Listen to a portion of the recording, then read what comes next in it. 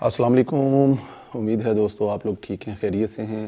اللہ پاک آپ لوگوں کو اپنے حفظ و امان میں رکھے. ہماری دعائیں ہمیشہ آپ کے ساتھ ہیں. خدا کی ذات اپنی رحمتیں اسی طرح آپ لوگوں پر برساتے رہیں. چینل کو ضرور سبسکرائب کریں, بیل آئیکن کو بھی پریس کریں اور زیادہ سے زیادہ اس پر اپنے کمنٹس کریں, رائے کا اظہار کریں, کیونکہ آپ کی رائے کا اظہار کرنے سے ہمیں دیکھنے اور سیکھنے کے لیے بہت ملتا ہے. آپ کو پتہ ہے جس طرح کہ آج کل سچویشن چل رہی ہے پاکستان میں ہے اور کافی مصروفیت بھی ہے, تو یہ جو ٹائمنگ ہے یہ ذرا اوپر نیچی ہوئی ہے, دوپہر شام اور شام دوپہر, اس کے لیے معذرت. لیکن کچھ دن کی بات ہے, انشاءاللہ تعالیٰ پھر دوبارہ اپنی واپس روٹین میں آئیں گے. اچھی خبروں سے شروع کرتے ہیں. ایک تو اچھی خبر ہے جو ہم کر رہے ہیں, وہ آپ لوگ دیکھ رہے ہیں کہ جس طرح کرکٹ کے ساتھ ساتھ پاکستان میں ہاکی 24 بلکہ آج ایک عہدیدار تھے پاکستان ہاکی فیڈریشن کے, ان سے جب ایک سوال کیا, ان سے پوچھا کہ کتنے سال کے بعد پاکستان میں ہاکی آئی, تو انہوں نے بتایا جی 21 سال کے بعد جو کوئی گورے ہیں وہ پہلی دفعہ یورپین اس کے بعد کی ٹیم کھیلنے کے لیے آئی ہے. تو 21 سال کے بعد نیشنل اسٹیڈیم میں قدم رکھا ہے یورپین ہاکی ٹیمز نے. پچھلے سال بھی ایک کلب آیا تھا اور انشاءاللہ تعالیٰ اگلے مہینے ان چیزوں کا جو تسلسل ہے وہ جاری رہے گا اور نیشنل ٹیم جرمنی انڈر 21 آئے گی اور 4 میچ کھیلے گی. کرکٹ یہاں پہ اگلے 3-4 مہینے رہے گا. تو میرے خیال میں یہی وہ خوشخبری ہیں جس کا انتظار کیا جا رہا تھا. اور پھر 2013 کی جس طرح شروع ہوئی تھی اس طرح پھر یہ شہباز صاحب کے دور حکومت میں ہوئی ہیں اور انشاءاللہ تعالیٰ آگے جا کے ان میں مزید اضافہ ہوگا.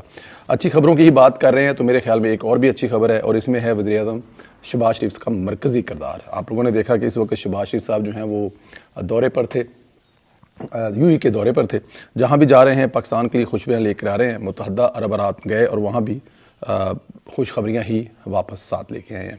وزیر اعظم شہباز شریف نے سے مینیجنگ ڈائریکٹر IMF سے جو ان کی ملاقات ہوئی ہے, جس میں دوران IMF پروگرام سمیت دیگر امور پر گفتگو ہوئی ہے. ظاہر ہے IMF کے چنگل میں آپ پھنسے ہوئے ہیں, آپ کے پاس کچھ چارہ نہیں ہے. نکل چکے تھے 2016-17 میں جب میاں محمد نواز شریف صاحب کی حکومت تھی. آپ لوگ بڑے شاید پہلی دفعہ IMF کے پروگرام سے نکلے تھے کہ آپ اس کو کنٹینیو نہیں کر رہے تھے, لیکن پھر اس ملک پر ایک جو عذاب ہے وہ آیا اور پھر اس کے بعد جو ہوا دیکھا جائے گا. لیکن ابھی فی الحال ایک پروگرام میں ہیں, لیکن شہباز صاحب کہہ چکے ہیں کہ انشاءاللہ تعالیٰ اس پروگرام سے بھی نکلیں گے. وزیر اعظم شہباز شریف نے گزشتہ روز دبئی میں ورلڈ جو گورنمنٹ سمٹ 2025 کے موقع پر MDIMF سے ملاقات کی, جس میں پاکستان کے لیے IMF پروگرام کے حکومتی اصلاحات سے لے کر میکرو اکنامک استحکام پر بھی گفتگو ہوئی.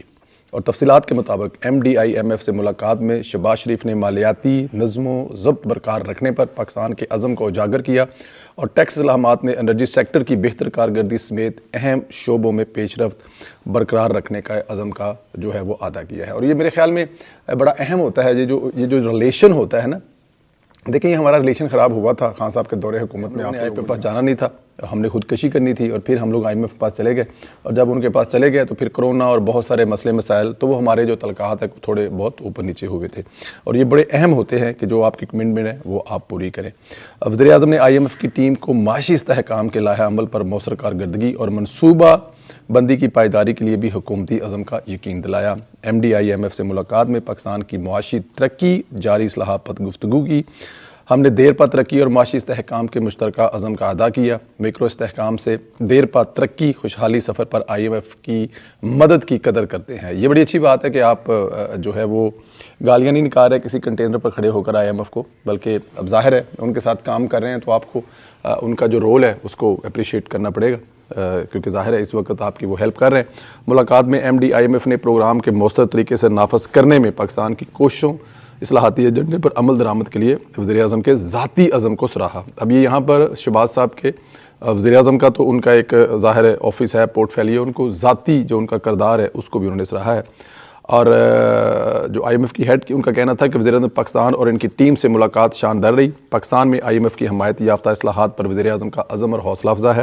پاکستان میں نوجوانوں کی ترقی اور روزگار سے متعلق فیصلہ کن اقدامات کی حمایت کرتے ہیں. اور میرے خیال میں یہ ایک ایسا فیلڈ ہے جو اس وقت اگر دیکھا جائے کہ جو نوجوانوں کی جو ضروریات ہیں اگر وہ پوری ہوں اور وہ ہونی بھی چاہیے, تو اس سے میرے خیال میں بہت بہتری آ سکتی ہے, کیونکہ نوجوانوں کی ایک بہت بڑی تعداد ہے. آپ اس کو پاکستان سمیت دنیا بھر میں اپنی اکانومی بہتر کرنے کے لیے استعمال کر سکتے ہیں.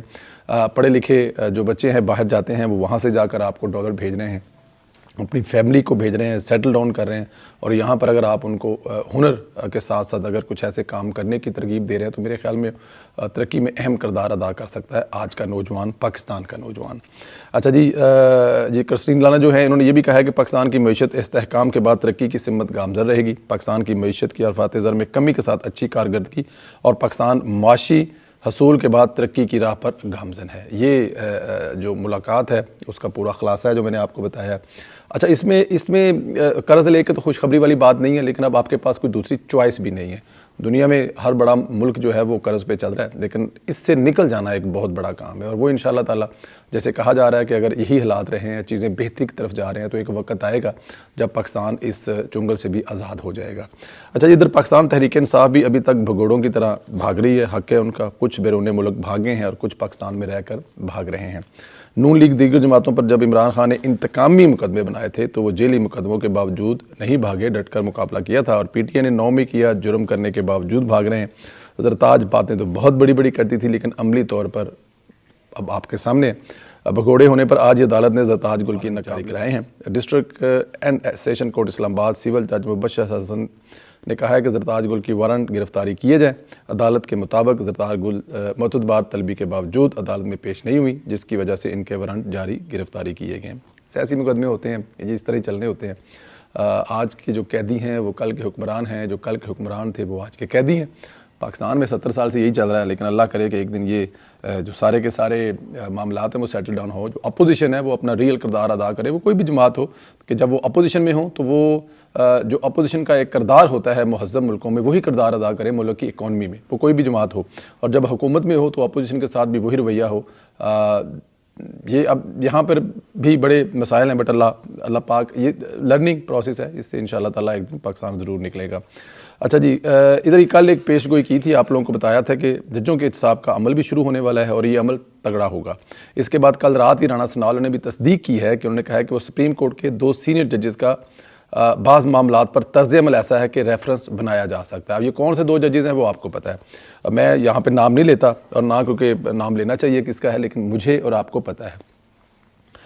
رانا ثناءاللہ کا کہنا ہے کہ 2 سینئر ججز کا عمومی رویہ ایسا ہے کہ ہر معاملے پر خط لکھ دیتے ہیں، خط جس کو لکھا جاتا ہے اس کے بعد میں ملتا ہے اور پہلے میڈیا میں آ جاتا ہے۔ یہ بڑی ایک پرسرار بات ہے کہ جب خط لکھا جاتا ہے تو جن کے نام خط لکھنا ہے ان سے پہلے خط میڈیا میں آ جاتا ہے۔ ایکچولی وہ خط میڈیا کے لیے ہوتا ہے، وہ بیانیہ بنانے کے لیے ہوتا ہے۔ اگر اس کا کوئی ریئل میں کوئی مقصد ہو تو وہ استعمال بھی ہو سکتا ہے، لیکن مجھے نہیں لگتا کہ اس کا کوئی سوائے میڈیا میں ہائپ کریٹ کرنے کے علاوہ کوئی مقصد ہوتا ہے۔ رانا صاحب کہتے ہیں کہ میڈیا کو یوں خط سب سے پہلے پہنچ جانا معمولی بات نہیں، میرے خیال میں اب خط لکھنے والے اور رکھنے ڈالنا والے جو ہیں وہ کافی حد تک رگڑے جائیں گے اگر یہ خط لکھے جاتے ہیں، اور اگر ان کے ساتھ ان کے خلاف ریفرنس بنتا ہے۔ اس سے پہلے ہم نے آلویز یہی دیکھا ہے کہ اگر چیف آف آرمی سٹاف اگر کوئی جونیئر بنے تھے ان کے اوپر جو 1-2 ہیں وہ ریزائن کر جاتے ہیں، اور اسی طرح ہم نے سپریم کورٹ میں بھی دیکھا۔ لیکن اس دفعہ معاملہ کچھ الٹا ہے۔ ہم سوچ رہے تھے کہ یہ جن 2 ججوں کی بات ہو رہی ہے یہ سینئر تھے تو یہ مطلب کنارہ کر جائیں گے، لیکن انہوں نے کنارہ نہیں کیا اور انہوں نے میدان میں رہ کر کھجل خراب ہونے کا کچھ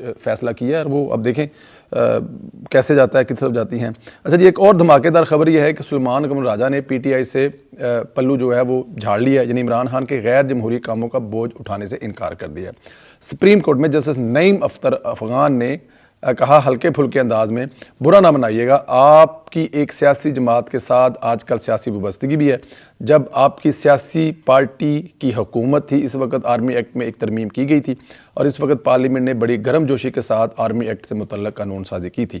سلیمان قمر راجہ بولے میں اس وقت پارٹی کا حصہ نہیں تھا، میں تو ہمیشہ اپوزیشن والی سائڈ پر رہا ہوں۔ اب ظاہر ہے جب بات آپ پر آتی ہے تو پھر آپ کہتے ہیں جی جدوں یہ قانون بنیا سی، جدوں مطلب معاملہ ہے سی ادوں میں جماعت نہیں سی، ہن میں جماعت دا جنرل سیکرٹری ہاں، میں اودا ذمہ دار نہیں ہے گا، یہی ان کا کہنا تھا۔ بڑی خبر جو ہے وہ آج کل پرسوں کبھی بھی آنی تھی تو آ گئی ہے، وہ ہے شیر افضل مروت نامی ایک بم ہے، اور اس بم کو میرے خیال میں عمران خان کو ٹانگ نہیں مارنی چاہیے، لیکن بم کو لات عمران خان صاحب نے مار دی ہے۔ شیر افضل مروت کی ٹیم فارغ ہو گئی ہے۔ عمران خان نے آج شیر افضل مروت کو باقاعدہ طور پر پارٹی سے نکالنے کا اعلان کر دیا اور اس سے قومی اسمبلی کی نشست سے استعفیٰ بھی مانگ لیا ہے۔ बैरिस्टर सैफ को भी ओहदे से उठाया गया। ये दोनों लोग गंडापुर के राइट हैंड है और बैरिस्टर सैफ तो गंडापुर का खास है। शेर अफजल मरवत ने असम्बली की नशस्त इस्तीफ़ा मांग कर इमरान खान फंस गया क्योंकि वो तो आज़ाद असम्बली में आया था।